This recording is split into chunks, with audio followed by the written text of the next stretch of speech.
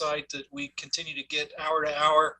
I know some of you have had to take breaks during the day and go pay the bills and then come back because we don't have UBI.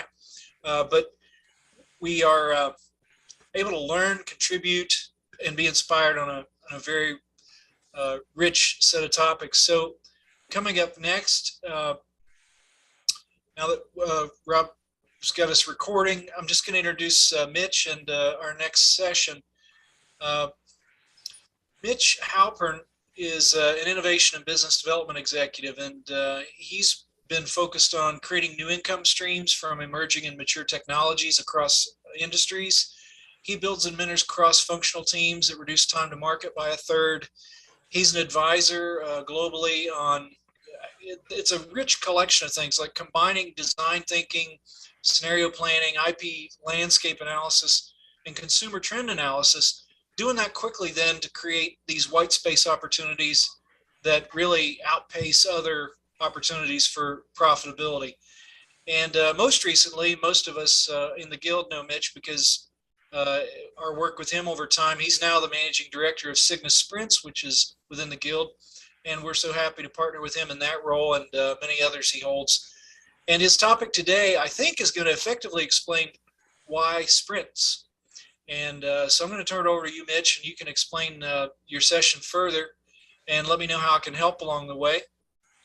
And Rob or other co-captains, give me coaching as you need to, as it's my first time today to do that. I may be missing a step here or there, but Mitch, over to you. Thanks, Gordon. Also co-hosting today here is Sean Moffitt, who, again, most of you know via his being one of the founders of the Gray Swan Guild, and he's also a managing director of Cygnus Sprints. And so we are going to be discussing the disruption in the consulting industry. And Sean, I don't know if you wanted to kick off with some material you had prepared, or should we just jump in?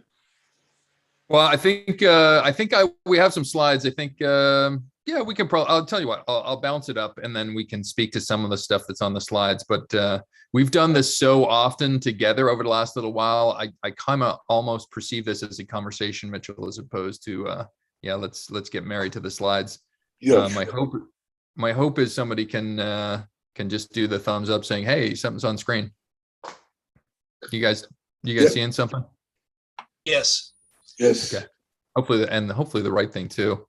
So yeah, I mean, and my only opening comment is I've so enjoyed my last 4 months working with Mitchell in terms of launching something that, you know, we've gone so deep on the subject of how can consulting and advisory and change be different, that we thought we would tease out some of the insights, involve you in the effort, and then and hopefully do a little bit of an advertorial for Cygnus Sprints at the end, but a lot more of the what's the background behind it and what's different about the world that we're in right now. So Mitchell, you want to kick off with any opening perspective?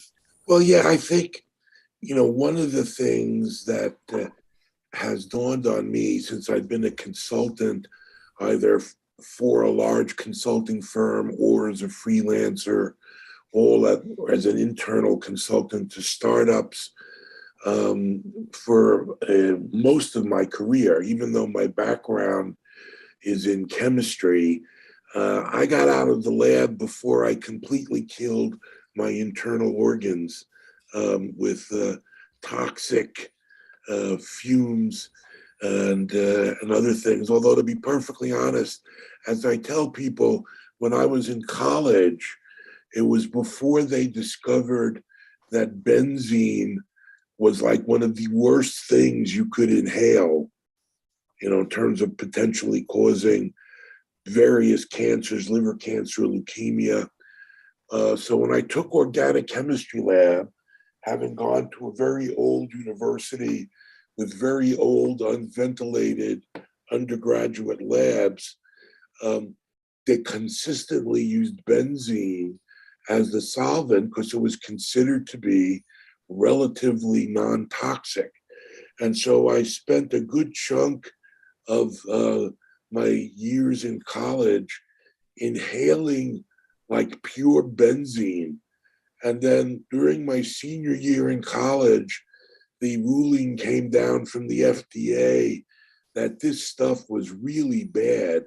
And by the time I got to grad school, benzene was considered a toxic substance that you needed like triple signatures and the blessing of the chemistry pope in order to sign out of the chemistry stockroom. And so I figured that my even though I got out of the research lab fairly early, that my days are probably numbered. But I don't let that stop me, because that would be a bummer. So I basically leveraged my technical background into a program that was developing at the Stanford Research Institute at the time in the evaluation of commercial opportunities from emerging technologies.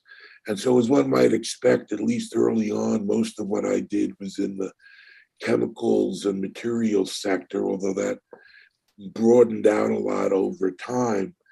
At any rate, to make a long story short, or shorter, it became obvious to me over time that conventional management consulting, which basically relied on a high leverage model that consisted of a very few highly paid senior partners who may actually know something at the top, to attract interest and attract business. But then 99.9% of the work was being done by newly minted MBAs who, though quite intelligent, given their background, tended to believe that the answer to every strategic question being faced by a corporation could be found in the microanalysis of spreadsheets and balance sheets and financial statements. And so in a typical project, you would have a senior partner come in and a couple of meetings sell this grand vision, and then the army of much lower paid folks would come marching in and do the spreadsheet analysis. And at the end, if you were lucky, the senior partner would make a final appearance to let you know that he or she was still alive, and and that's the way it would go. And the projects tended to be very long, very expensive, and very locked in.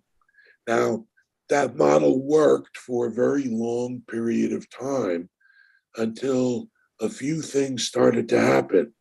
One, it became obvious that given the increasing uncertainty, risk, global competition, and other factors, which we'll probably get into in our discussion today, started rearing their ugly head, it was clear that softer issues regarding change and transformation, innovation, planning that dealt with risk and uncertainty were going to be needed.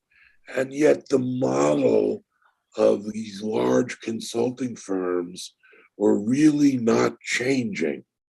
But yet they persisted because of what I like to refer to as the WD-40 lubricant effect of existing relationships.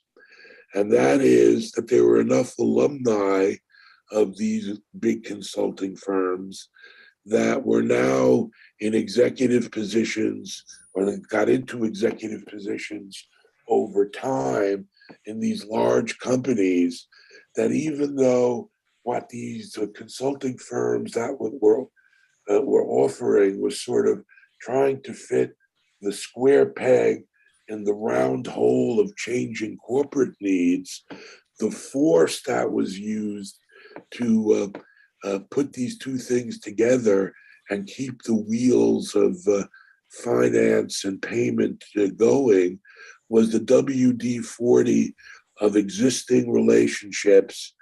If you were an alumnus of McKinsey or Accenture, you would continue to hire McKinsey or Accenture, even though they were no longer a really great fit. But what we've seen over the last 5 to 10 years is that the reality, alumni or no alumni, in corporations around the world, is that a different kind of consulting service set was needed. And when I saw what the Gray Swan Guild was capable of from a thought leadership and capability standpoint, Sean and I and several other folks got together and decided that we could put an experienced consulting front end on the Gray Swan, on a lot of the Gray Swan Guild offerings, and come up with a much better targeted set of low-cost, fast offerings run by senior level people with lots of experience that could have an immediate and fast effect on the profitability and success of organizations, research institutes, and the government entities around the world. And hence the idea of Cygnus Sprints was born. So that's my sort of background lead up to what we're going to discuss. And hopefully I haven't gone on too long, although those who know me know that I'm usually not at a loss for words. But so spot on, Mitchell. I every time it comes out a little bit differently, but even like higher fidelity. So I love your encapsulation here. And we were called the two baritones off the top, so we may have to raise our voices once or twice just to make sure that we don't fall into the octave range, that we get filtered out. Yeah.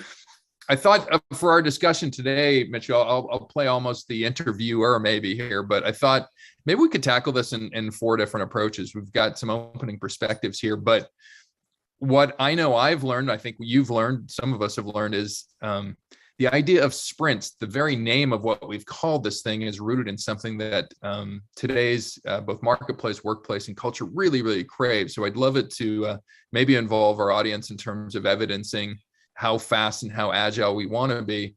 You know, we'll talk about disruption, I think. We'll talk about the gaps and what's wrong. And then maybe at the end, we'll talk a little bit about what we've been spending the last 4 or 5 months on. So on the speed piece, I mean, I guess, you know, and certainly we welcome everybody that's here today to put stuff in the chat in terms of when you think the word sprint, it comes up with a number of different ideas. You know, there's the Usain Bolt, there's the, oh, they're doing agile and they have this iterative wheel.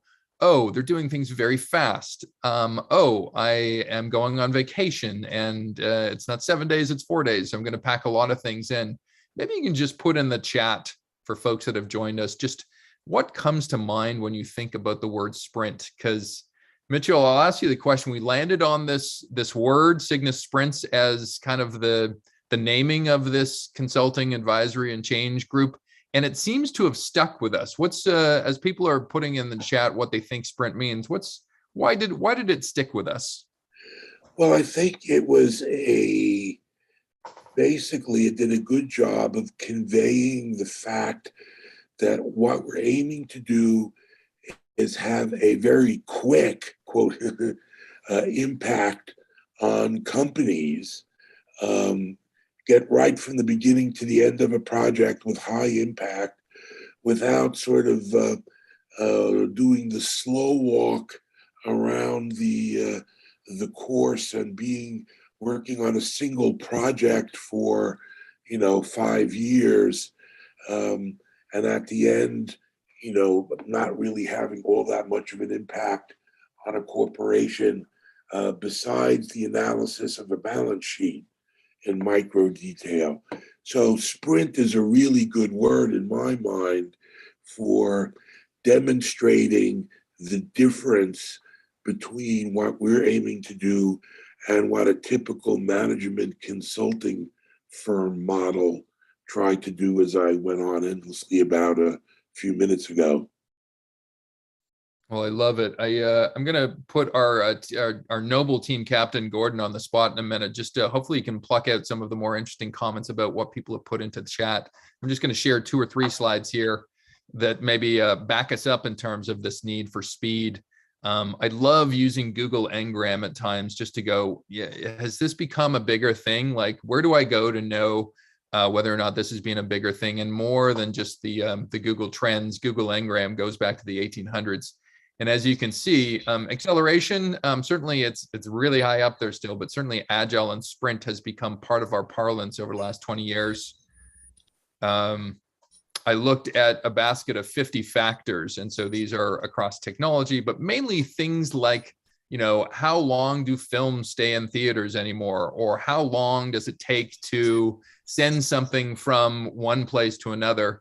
And across the 50 factors, my hockey stick index kind of concludes that versus a generation ago, we've sped up.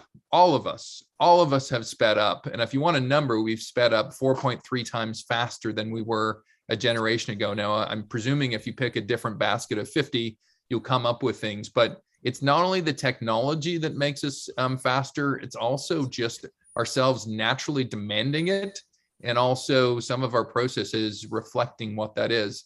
Now, one of the real tension points is Brian Keyes does this really good study, and I'd love to, you know, get to the founder one day and go, look, tell me how you do it. But pretty provocative that customer demand and delivery for improvement goes up 28% every year, and our ability as companies to deliver on it only goes up 5%. And over time, if you can see that as a compound gap that increases over time, what do you get? You get a lot of frustrated customers and a lot of businesses that can't execute quick enough, fast enough, or strong enough against their needs. And so before we go into other examples of new ways of going fast, Gordon, any kind of interesting stuff that you saw from the chat? Yeah, thanks for bringing a tenor back into the conversation. We did have some really educated input. The ideas of a speed burst or explosive energy or something fast that's just immediately out of the gate rather than some slow drawn out thing, similar to how Mitch described it. I also think in terms of agility, which Rob jumped onto also, it's a short race, it's explosive, it's exciting. There's a test of top human skill and training.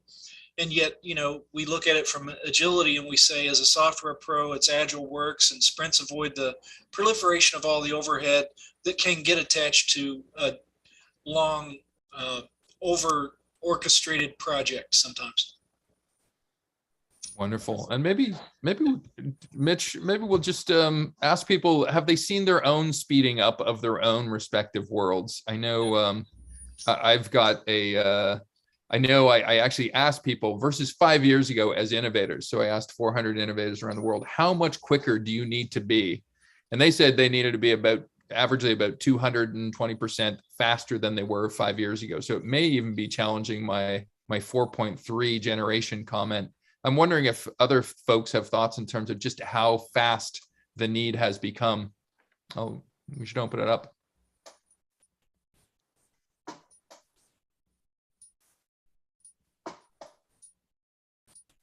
Howard, lean into the mic. I think you're about to speak. Oh, I put my comment in, but yeah. No, look, in my world, as we've discussed, we've been doing predictive and prescriptive analytics work. And what we keep seeing is the larger firms are pushing more and more folks out the door. Now, some of them are leaving of their own volition because of the great reassessment that's going on. Others are, you know, the workload's reduced, and therefore large firms are reducing their population. They're trying to capture them, as Mitch said, as alumni. But this notion of virtual teaming, rapidly coming together with specific expertise to solve a specific problem in 90 days, that's a concept that clearly has some traction in the marketplace. Customer fatigue for big engagements is the highest I've ever felt it. And so again, as long as we can field a team to do this the right way, there's a ton of opportunities, a ton of demand waiting to be tapped in this space. Yeah, I mean, even what's interesting is that even the classical management consulting firms that people normally think about, the McKinseys and Accentures of the world, have started to move more towards, well, do two things. One is to move more towards IT implementation as a main line of business, because people are more comfortable paying large chunks of money if they know what they are getting. You know, the system that they want either works or doesn't work, and at the end, and then they get paid or they don't get paid. The other thing that's happening is that a lot of these companies are starting divisions to commercialize software that they had developed as part of projects, management consulting projects for other companies. So even within the management consulting industry, there have been significant changes to the emphasis of their programs and how they're generating revenue to reflect the fact that what used to fly in terms of slow, deliberate, lengthy, and expensive microanalytic kinds of endeavors don't work when things are moving as quickly as they are now. Yeah, we're seeing this called asset-based consulting. Basically, it's the conversion of know-how into offerings that are probably 80%, basic offering, and then 20% tailoring, depending on what it is, what the sprint is that you've got to go solve for. And yeah, I see exactly the same thing. The big companies are moving in that direction, and this is another opportunity. The gig workers are trying to figure out how to level the playing field for themselves around that, because they have specific knowledge as well. Yeah, I think what's interesting is in one of my other guises, and we all tend to have more than one these days, I'm working on a project now for a company that's in the research and information services business.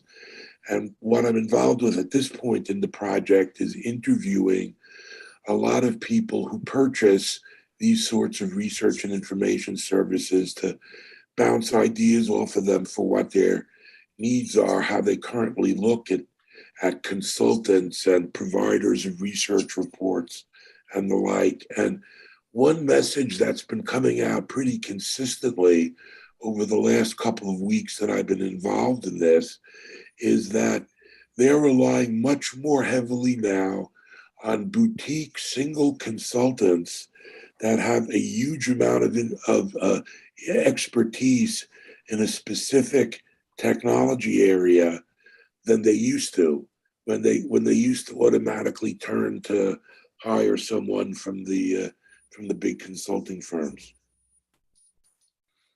Yeah, I think it's funny. It's funny I got a very large example and a very small example of just kind of this need for speed, but also the disruption of our lives, never mind consulting. The very large one, there used to be a very hot button of a project, even in Canada. We don't tend to like as many guns as our American cousins, but we had a gun registry that was set up in Canada. And this gun registry proceeded to spend more than $1 billion to produce essentially nothing. And so, obviously the best of talent, and I'm sure there was great thinking that went into it. And just a real example of just when you try to eat the entire ocean of whatever was involved in that and not chunk it out as small projects and then give it to a whole bunch of high-priced consultants, you end up spending $1 billion with nothing to show for it. I would just also say personally in my own lives, and this might be a takeaway you have as well, or something you reject, but in my own life, if this need for speed, I find sometimes when I deal with people that either are way too busy or are living in traditional land or whatever, if it takes us 3 weeks to get a meeting, I outright right now just don't deal with these people, because it either means I'm not a big enough priority in your life, or you're probably distracted, or you probably, when we get into the middle of an engagement, won't operate at the speed that it probably requires. And so I'm not too sure if people have their own shorthands to realize, oh my Lord, this is going to be a slow plodding experience. But there are different cues that I get from people that, certainly if you're in a startup, you appreciate for the fact that I talk to a lot of startups in my regular day. It's either we're doing it now, we're doing it soon, or we're not doing it at all. And so I think there's a lot of that type of attitude that probably needs to pervade more of our traditional worlds. Mitchell, just any other thoughts on speed? No, I mean, clearly the one of the byproducts of the need for speed and the fact that the world is moving as fast as it is the increase in unpredictability and uncertainty in all aspects of our lives. So it makes, the speed and uncertainty go together, at least in what passes in my brain. And one of the things that we are trying to do in Cygnus Sprints and with the Gray Swan Guild in terms of futures thinking and scenario planning is to help companies deal with the risk and uncertainty that surrounds having to move, quicker than the speed of a small snail. So, yeah, no, I know. It was funny. Steve Wells had a really good session with Howard earlier on about futures and how do we get to futures. The interesting thing about the futures game is futures has become quicker too, right? The pandemic has shown that, if you look at healthcare has gone through about a decade of digitization in about 6 months. And so the only caveat for futures sometimes is the future becomes now really, really quick given the right possible scenario. So I thought we'd move to the next part of the discussion in terms of, okay, if we're all looking for speed and we're part of this effort conversation is to look at the disruption of consulting. Clayton Christensen wrote a really good article about 9 years ago speaking to this. And I think at the time it was well read. I don't know if it was well practiced. Things have changed a little bit, but certainly I'd point to two other articles, one by CB Insights talking about the disruption of management consulting and one from consulting.us. Both of them really extensive, really thorough in covering the subject, and both written over the last 2 years. So some really good articles there. I'll try to put the links into the chat when I get a chance. We've also written our own disruption of consulting, and maybe let's try this as a bingo project, maybe, Mitchell.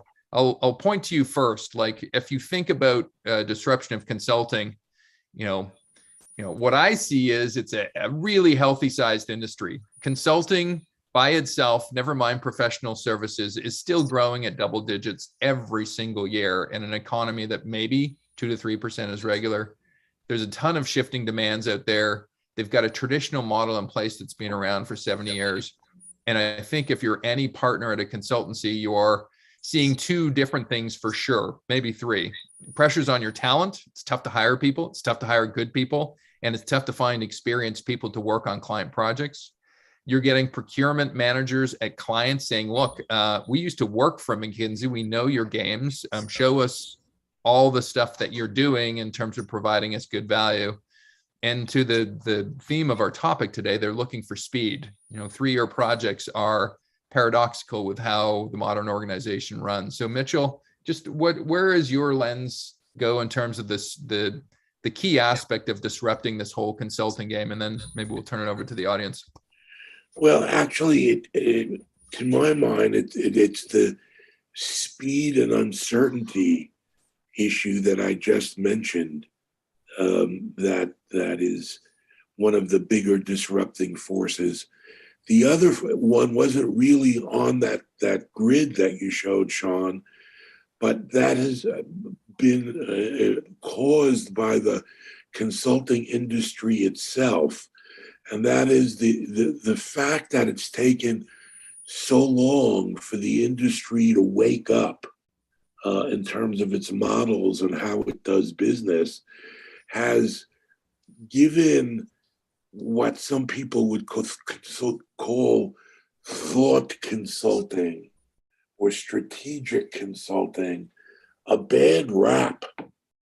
Why am I spending $5 million for 1,000 pages of a printed out PowerPoint deck that doesn't really help all that much and is going to be put on a shelf in a library?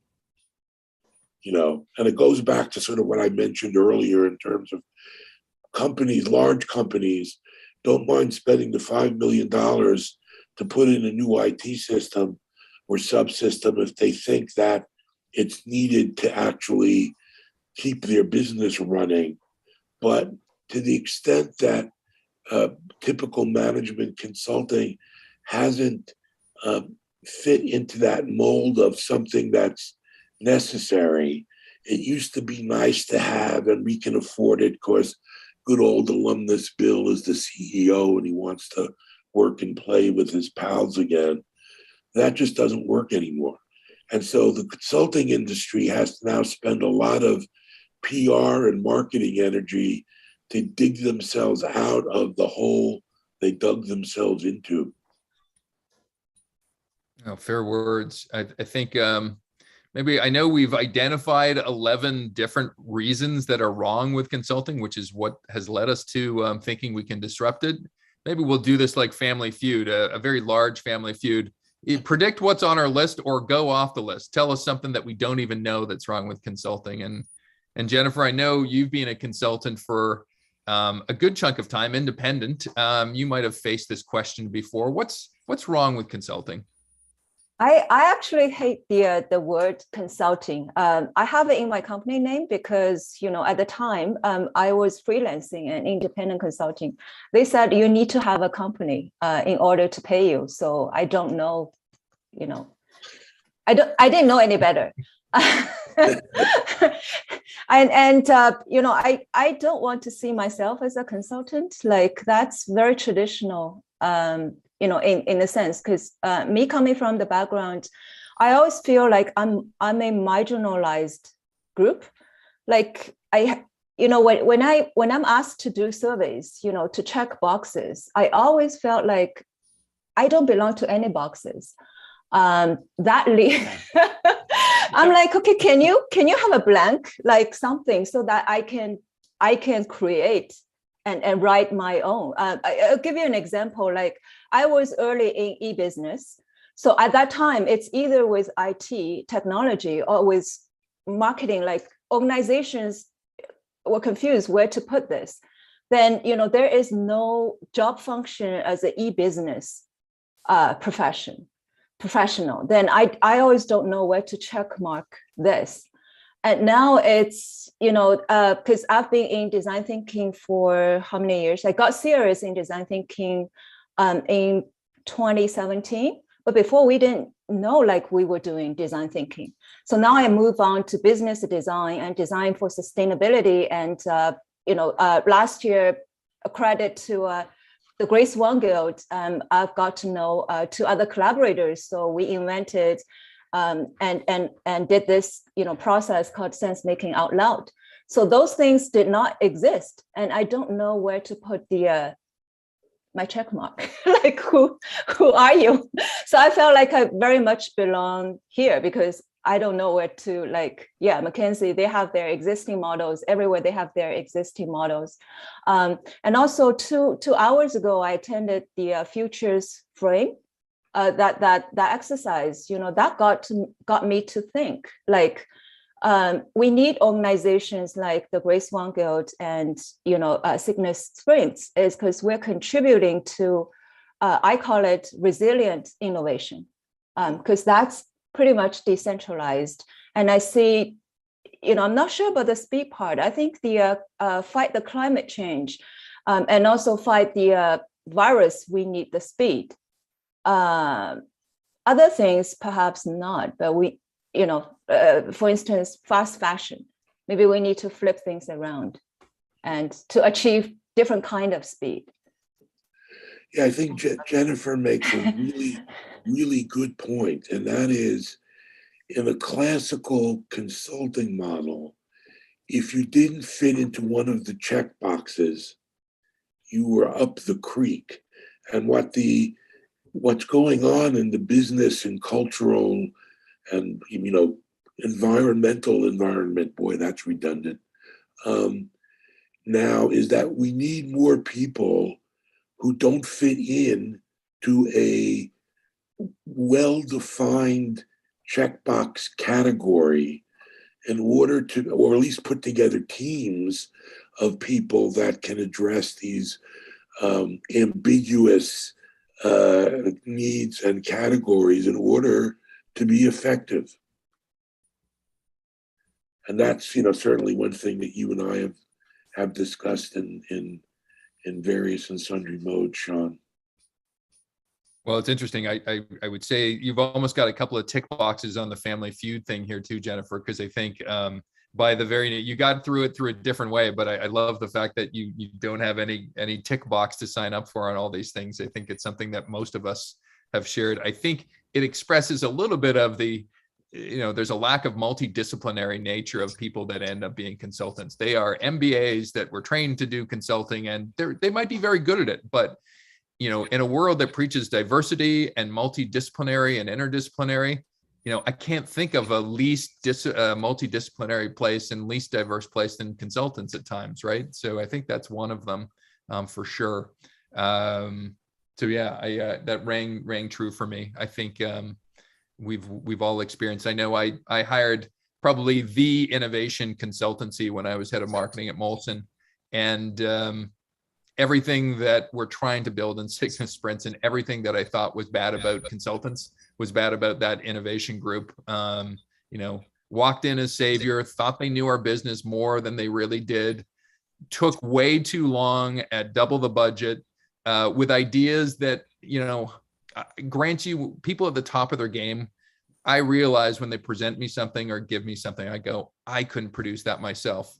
On this effort, many of us in that boardroom that caught that presentation thought we could have done this ourselves. And so yeah, a lot of this is through bruises.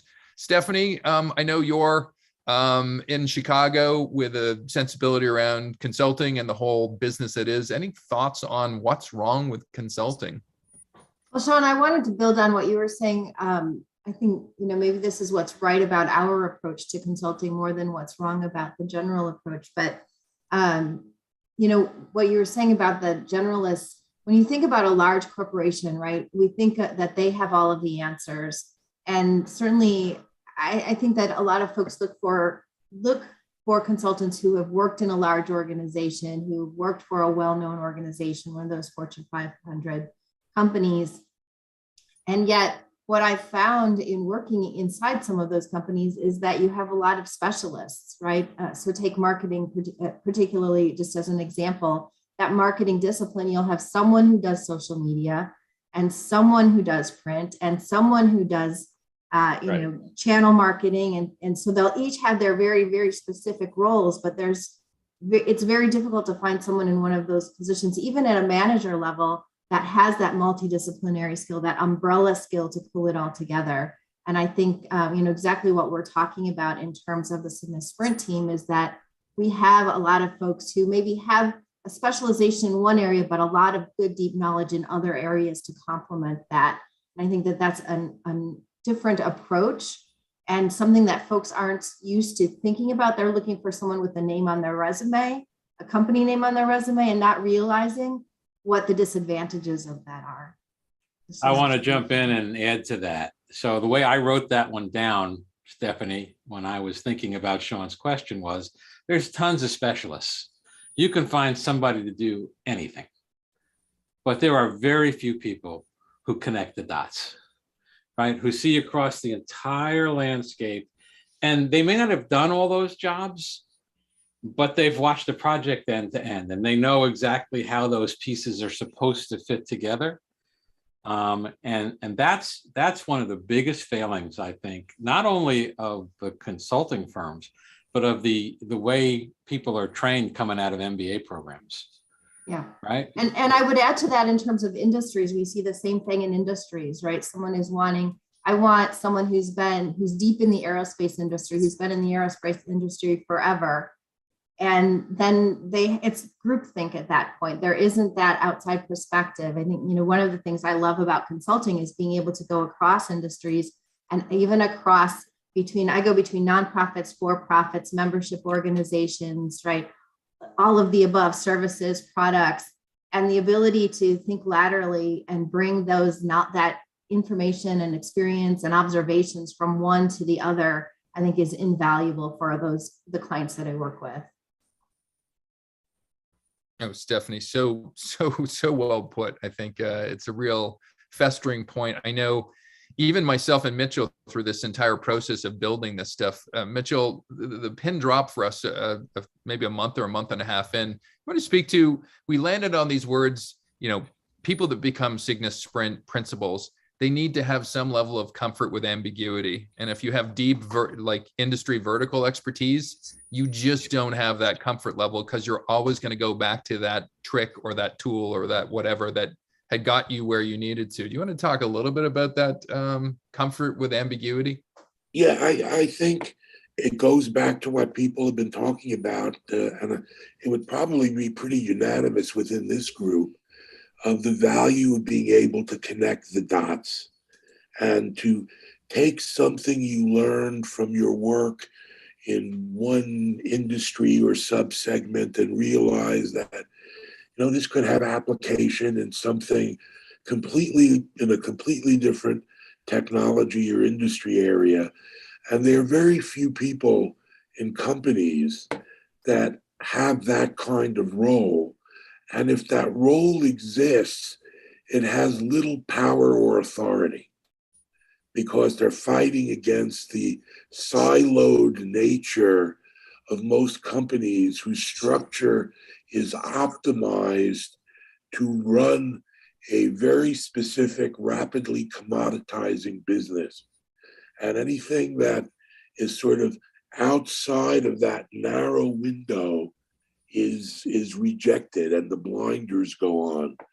And so, one of the things that we're trying to do is act as the dot connectors and various and sundry ways that we can do that with using the sorts of thought leadership and experiences of the Gray Swan Guild and the Cygnus Sprints group.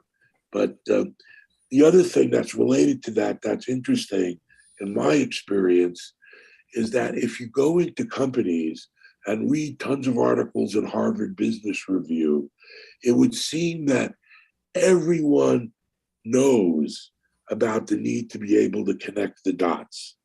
In business school, they probably teach you how important it is to have this wide view and to be able to connect the dots. When you get into real world operating companies, you find more often than not, and this is probably changing, but slowly and hopefully will accelerate the change, that the connect the dots school of thought, if it exists, is basically discounted in the real world management of the organization because it just is too foreign and uncomfortable to the siloed structure I just mentioned. It actually causes people to have to look outside the current measurement period, usually, which is what they do not want to do. I can't tell you how many times I had finance say to me, if it doesn't achieve its costs within the current fiscal year, we're not doing it. Right? Howard and I both worked for the same large organization for a time, and in the part of the company I was in, it was a quarterly thing. Mm-hmm. It wasn't even the fiscal year. It was, if this isn't going to have a result this quarter, then don't do it. I think there's a disincentive from an advancement perspective too, in an advancement perspective, because, I think when folks come in, like you said, out of B school and they're sort of rotated around all of the different organizational units to learn their skills. and they're making those water cooler conversations and having those conversations across departments. But then they find that in order to advance within their own business unit, when they're placed there, they really have to sort of specialize and spend more and more time doing the work that's expected within their space in order to continue to move up. So I think there's a disincentive from an organizational perspective as well.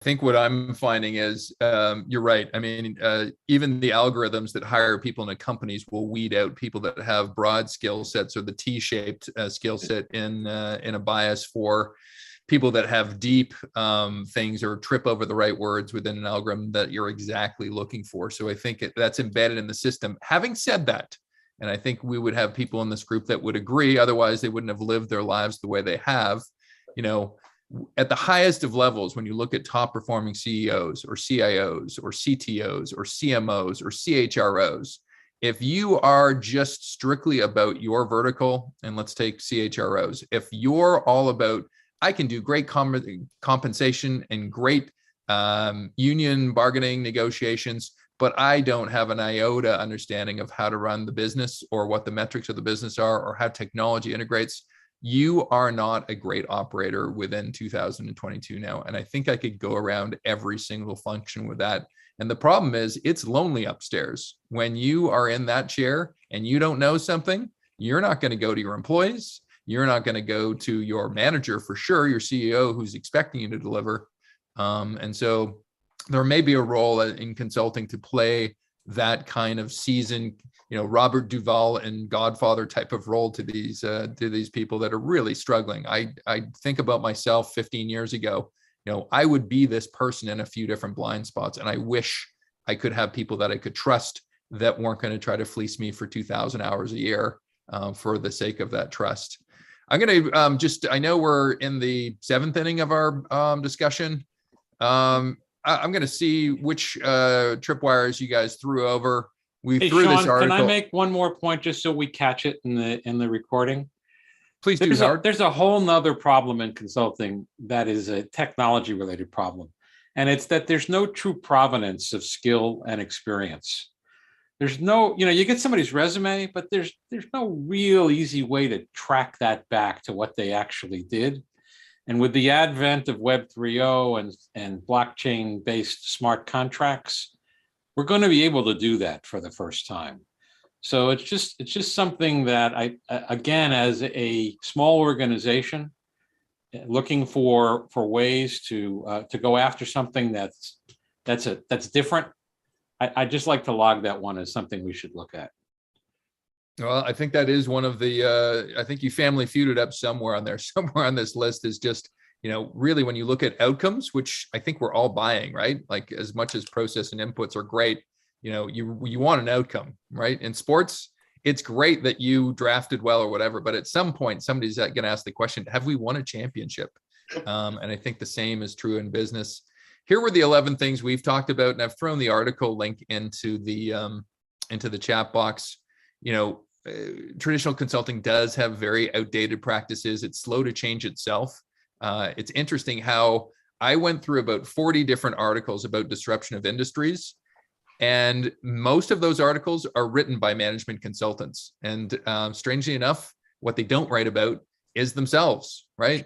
So there is this, cobbler shoes type of thing within traditional consulting.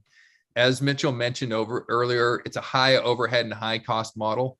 And I just looked at Glassdoor. If you are a Harvard MBA and you decide you want to be a consultant, you are making total comp about $220,000 out of the gate. And so the war for talent is big. It's pressing on consultants. And as much as the partners rake in anywhere to $5 million, it's actually happening at the lower levels too. They're competing with tech companies and other companies. And if you're not paying $230,000 for a Harvard MBA, you're not getting that person. They're moving to a different industry now. One thing we didn't trip over was if you look at traditional consulting, be it some of the I won't even mention company names, but there's certain company names that have come across recently. Traditional consulting really has lost its moral compass. There are a ton of articles. You don't have to go too far to look at, things that were recommended or people that looked the other way as things were happening or their recommendations were produced. And historically, what the auditor said, the consultant kind of looked away, and vice versa. They both kind of patted each other on the back. And so, there is a moral quandary that a lot of consultancies have. In my mind, if you're happy, if you're empowered, you're probably going to produce better work. When they looked at consultants that went independent, 91% of them said they're much happier as independent than if they were working in a company. They're low on real world experience. If you get a consulting project with one of the big firms, the average amount of experience a person that will be dealing with your business hour to hour will probably be less than 3 years. So think about that. Think about giving some of the most important strategic decisions to somebody that has close to 3 years of work experience. I would find that very harrowing as a previous client. To your point, Howard, they have a poor track record. I mean, we can trot out statistics around change projects and how much they fail, innovation projects, digital transformation projects. Their batting average is very, very low. Certainly, they're not in sync with post-pandemica. Most of the consultancies are at the forefront of wanting to get their consultants back into planes, back into offices again. They don't particularly do small or mid-sized well. I don't know how much business I've got over the last 10 years from businesses that probably would have gone to consultancies, but had just been price tagged out of that marketplace, or were asked to sign a contract that was way too long for their own. In fact, Sean, I've had discussions recently with a well-known boutique, one of Clay Christensen's innovation consulting firms that he founded.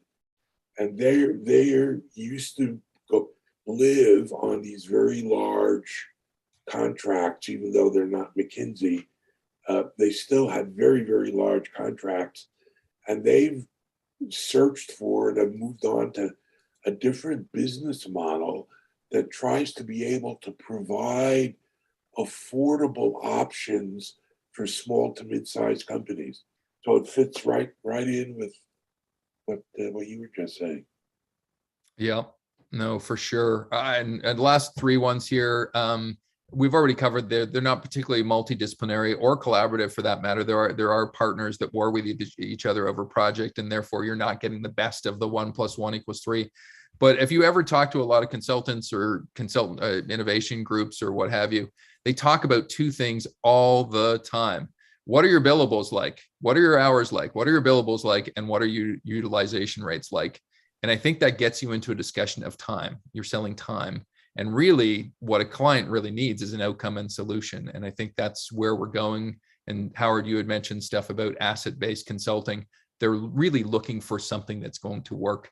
And the final thing, I mean, if you patch it all together and you look at our first comment around speed and about some of the business model challenges of traditional consulting, it leads to delivering less client value with slower speed, and with a relationship that, if you truly ask clients, do you love the consultant or the innovation consultancy or the agency that you're working with? I recently looked at the NPS scores of all of these companies, and if you're a B2B company, you want to have an NPS score of anywhere between 25 to 60. That's kind of a good score. The average scores of all the big consultancies, of all the big agencies, and of all the big innovation groups is well under 20. Some of them actually slip into the negatives. And so you really do have this nexus of, wow, big industry, a lot of money involved, a lot of people involved, and reputation, but really not great outcomes, and clients that say, you know what, if I had another choice, I'd probably go with it because I wouldn't recommend these guys to anybody else. So anyway, those were the 11. You can spot them there. I think we've got about 5 minutes left, Mitchell. What's the most important thing people need to know about where we might be headed in the future? In general, or with consulting?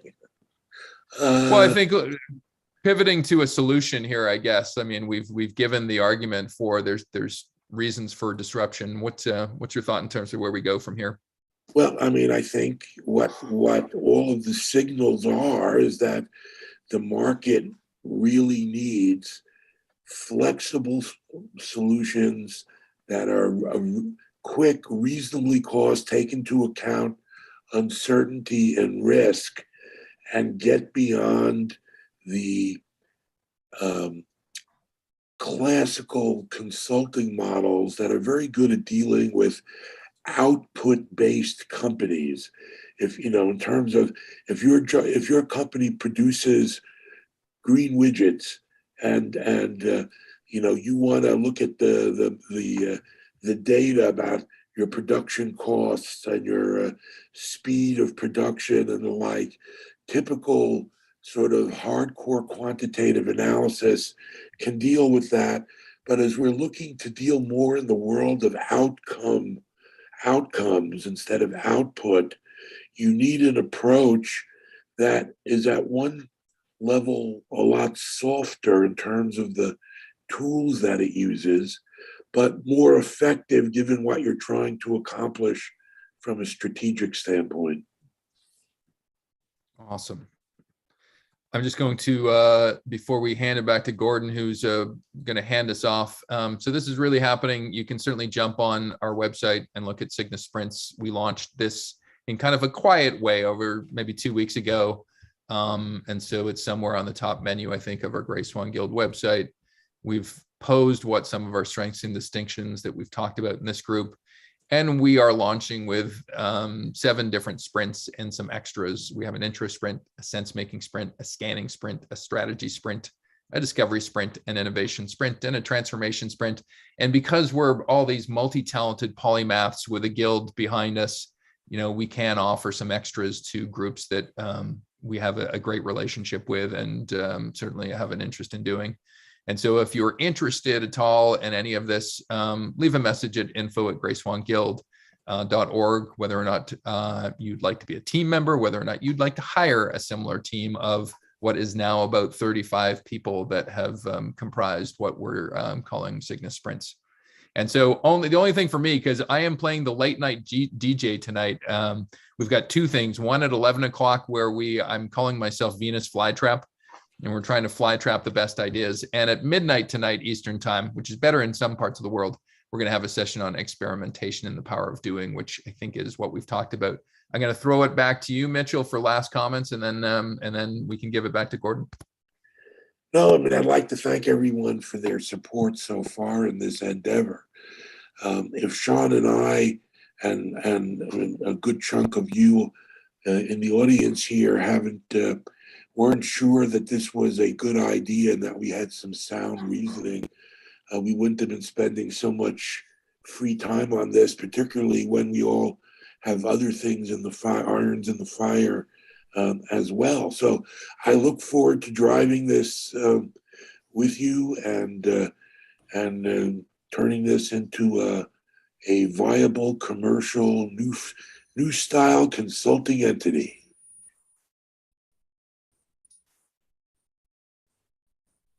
All right, thanks, folks. I'm going to go ahead and stop the recording now. I guess I need to stop, not pause.